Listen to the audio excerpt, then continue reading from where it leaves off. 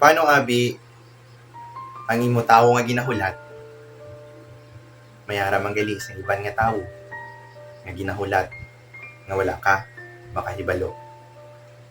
Ano bala ang imo pagahimo? Hulaton mo gyapon siya o kun pabayaan mo na lang. Isa ka mayat-ayad nga gabi sa inyo. Kamusta na kamo dira? Nakapauli na bala kamo? Sa subong nga gabi, pagabasahon naman naton liwat ang istorya nga ginpadala sa aton letter sender diri sa aton programa. Dali kamo. Og dinyo ako kag tukibo naton. Kag tagaan naton sang kaatagan ang problema niya. Pero before ako mag-start sang akon program or before ako mag-start magbasa sang sulat, gusto ko lang danay liwat mag-shoutout sang mga masunod. Isa ka mayat-ayad nga gabi kay Dr. Gualberto Bernas, nga chairman of the board sang Capiz Doctors Hospital. Sang isa ka mayat-ayad nga gabi sa imo, Doc. Gina-shoutout ko man si Ma'am Cherry Alcorano nga nagasubaybay sa aton program. Isa ka mayat-ayad nga gabi. Kag sa tanan nga nagalantaw sang aton program kada gabi, maayong gabi sa inyo tanan. Kag enjoy sa pagpamati sang aton ginabasa nga mga sulat. Ganit dali kamo. Pag-umpisahan ko na ang pagbasa sa sulat nga ginpadala sa aton program. Dear Papa Clark, isa ka mayat-ayad na gabi sa imo kag sa imo program. Isa man ako sa nagalantaw sa imo program kada gabi. Kag nagsulod man sa mind ko nga ipadala man ang akon sulat sa imo nga programa. Kag para matagaan mo man sa katagan ang akon problema. Ihinago mo lang ako sa pangalan Omar. 30 anyos ang edad, kag naga-star sa syudad sang Iloilo. Ang akon gusto i-share nga problema sa imo programa nahanungod sa tawo nga palangga ko. Kaso, ang tawo nga ginapalangga ko kag ginahulat, mayara man gali sang ginapalangga kag ginahulat man. Ano ba lang dapat kong pagahimuon? Ani, matagaan mo man ako sang kaatagan sa akon problema. Tagapagpadala, Omar, sang Iloilo. Isa ka mayat-ayad nga gabi sa imo, Papang Omar.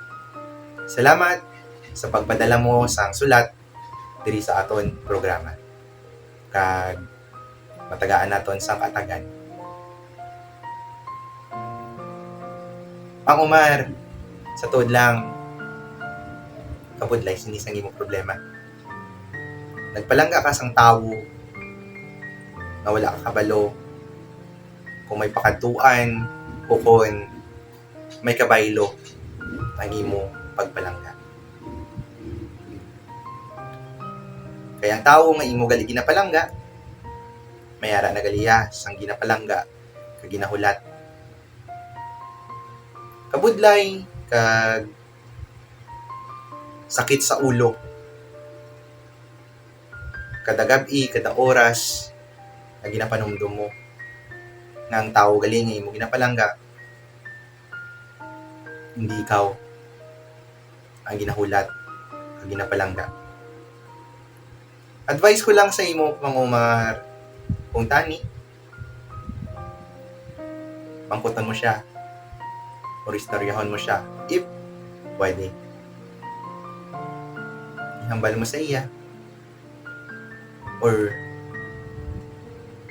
i-ask mo sa kung may ara ka bala tsansa nga hindi ka na magulat kaya wala ka malang sang may ginahulat sa imo nga paghulat. Samtang temprano pa, Pang Omar, maghatag ka na sang move, mag-take initiative ka na para solbaron ang imong problema. Kaya wala man sang iban nga tao ang makabulig o makasolbar sa imo problema, kundi ikaw malang. Istoryahan mo siya.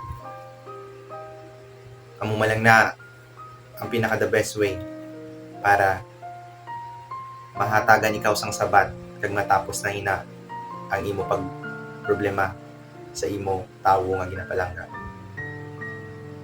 Kung wala ka chance, move on. Love yourself. Find another girl. Malay naton, may ara pa sang mas deserve sa imo pagpalangga. Yani hindi ka lang mag-close mind. Hindi ka lang mag-close heart. Kay tungod nga hindi ikaw palangga sang tawo nga imo palangga, hindi ka na magpadayon sa pagpalangga man sa iban nga tao. Kaya balan mo, ang deep meaning sa love is acceptance. Kung palangga mo siya, iskan may ginapalangga na siya ng iban, hayaan mo na lang. Masadya ka na lang na ang tao nga imo ginapalangga, makita mo nga masadya sa tao nga ginapalangga niya. Ang sakit, normal. Ang kabugatan, normal. Pero, once nga naka-move on ka na, pag nabaton mo na, ang hina nga sakit kag kabugatan, happiness will follow. Amo lang ina, Papang Omar, ang akon ma-advise sa imo. Sa liwat, madamo nga salamat sa pagpadala mo sang sulat diri sa atong program kag mayong gabi sa inyo.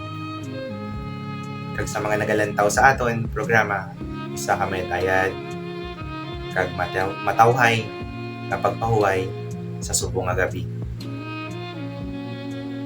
This is your Papa Kla saying goodbye and good night. God bless you all and good night.